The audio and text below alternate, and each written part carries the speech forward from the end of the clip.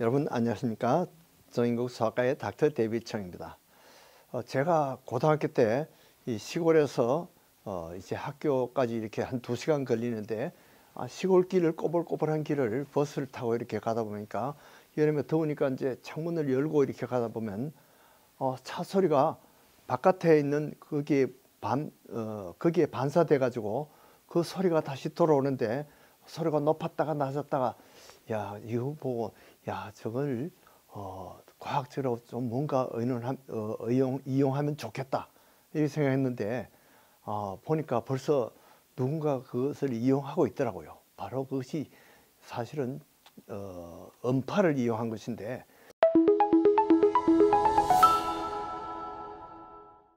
초음파를 가지고 지금 의학에 많이 사용하고 있습니다. 그래서 이것은 우리 귀에 들리지 않는 그런 음파를 사용해서 그래서 얼트라소노그램 이렇게 합니다. 얼트라사운드 이렇게 합니다. 그렇게 해서 우리 귀에는 안 들리고 이 기계는 잡아내는 그런 파장이 있어요. 그래서 우리 몸에는 해가 없고 또 통증도 없는데 우리 모든 이 체내에 보이지 않는 그런 체내에 진단에 많이 사용이 됩니다. 특별히 이것이 어떤 공기와 물 그런 장벽을 지나갈 때 이것이 아주 유용하게 진단에 쓰이는 겁니다. 그래서 특별히 이제 복부 초음파가 있는데 복부는 이 위가 있고 거기에 간이 있고 그러죠. 그래서 간이나 담낭, 담관, 췌장 이런 것은 이 엑스레이 가지고도 잘 안 나오는 그런 기관을 이 초음파로 이렇게 들어보면 우리가 간염이 생겼는지, 간경변증이 있는지, 지방간이 생긴지 이런 것도 알아서요. 그리고 그 담관이 막히는 것도 초음파로 알 수가 있습니다. 그리고 혹시 간암이 생겨서 덩어리가 맺혔다든지 또는 담낭에 그런 암이 생겼다든지 췌장암이라든지 이런 것이 초음파로 많이 발견됩니다. 이 간 종양에는 또는 담낭 용종, 양성이나 악성 이런 췌장 종양 이런 것들이 이 복부 초음파로 우리가 많이 발견했습니다. 그리고 심지어 그 혈관종이라든지 낭종 같은 것, 시스트가 물주머니가 뱃속에 있는데 모르고 있는 경우가 있어요. 그래서 조사를 해보면 이런 낭종이 발견되는 수가 있고 심지어 이 오른쪽 배가 아픈데 이것을 수술해야 되는지 안 해도 되는지 이것이 의사들도 아주 확실치 않은 그런 경우가 있습니다. 그래서 초음파 검사를 해보면 이것이 맹장염이라는 것을 진단하는 데 많이 도움이 됩니다.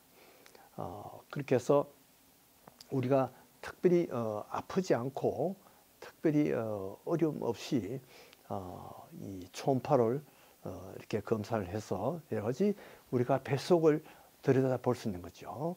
자, 그 다음에 이 갑상선은 목 바로 밑에 있는 기관인데 이 조그만 기관 속에서도 여러 가지 이 초음파로 이 결절이라든지 안에 물혹이 생길 수도 있고 갑상선염이 생길 수 있고 양성이나 악성 종양이 있을 수도 있습니다. 이런 초음파가 그런데 많은 도움을 줄 수 있습니다. 특별히 안에 만약에 조직 검사를 해야 되는데 어디를 찔러야 되는지 이것은 이 초음파로 이렇게 같이 도움을 받아가지고 그 주사 바늘 끝을 어디를 겨냥을 해야 되는지 이런 데 도움이 될 수도 있습니다. 그리고 또 종양을 치료할 때는 그 암이 있는 곳에 거기에 특별히 우리가 방사선을 쬐야 되는데 그 위치를 산정하는데 이런 초음파가 상당히 도움이 됩니다. 비뇨기과에서도 상당히 초음파를 많이 쓰는데요.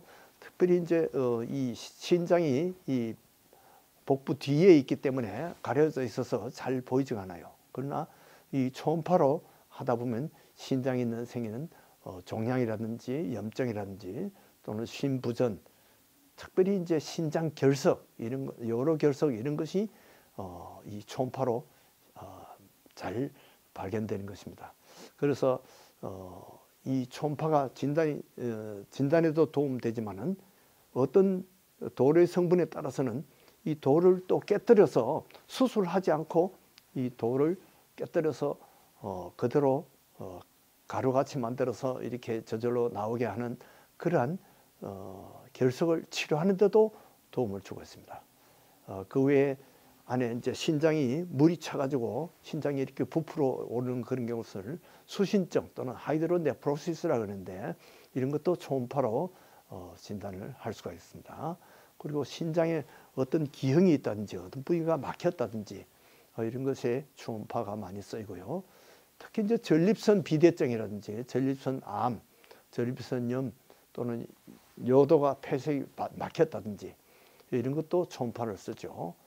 특히 고환도 이상이 있을 때 고환이 어떻게 꼬여서 이 혈류가 잘 흐르지 않는 그런 경우가 있습니다. 그러면 보통 한 6시간 이내에 수술을 해야 돼요.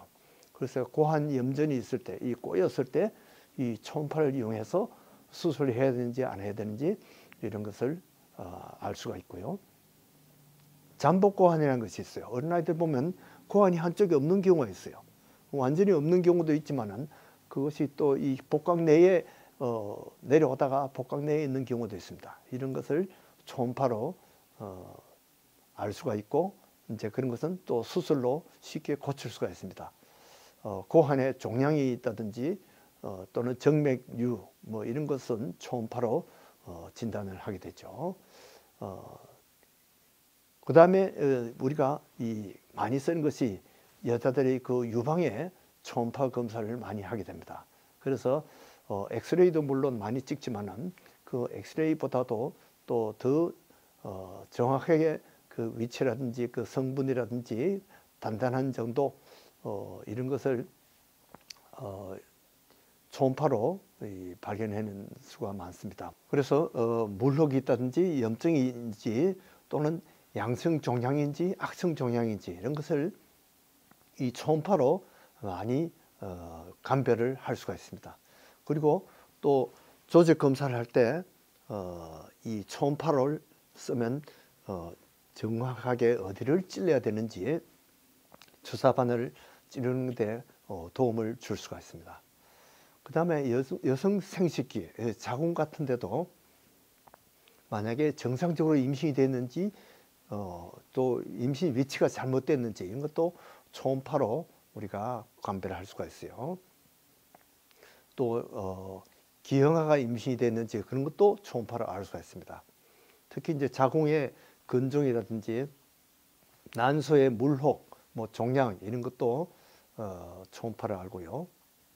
골반 내에 무슨 염증 같은 것도 초음파 검사로 알 수가 있습니다.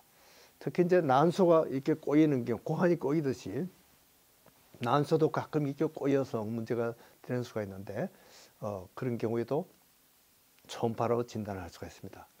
그 다음에 근육이라든지 골격을 초음파로 조사를 할 수 있는데 이 관절의 염증이라든지 관절 주위의 인대 손상이나 힘줄의 염증이나 퇴행성 변화 이런 것을 초음파로 진단을 할 수가 있습니다. 심장도 상당히 초음파를 많이 쓰는데요. 뭐 판막 질환이라든지 허혈성 심장 질환 또는 선천성인 그런 심장 질환을 초음파로 많이 알 수가 있습니다. 그래서 에코카디오그램이 따로 있습니다.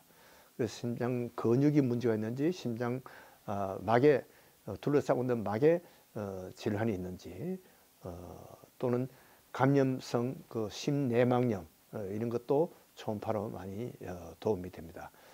그 외에 이제 폐동맥이라든지 이런 것이 막힌 경우 또는 대동맥이 이 떨어져 나오는 박리 이런 것도 초음파로 발견할 수 있죠.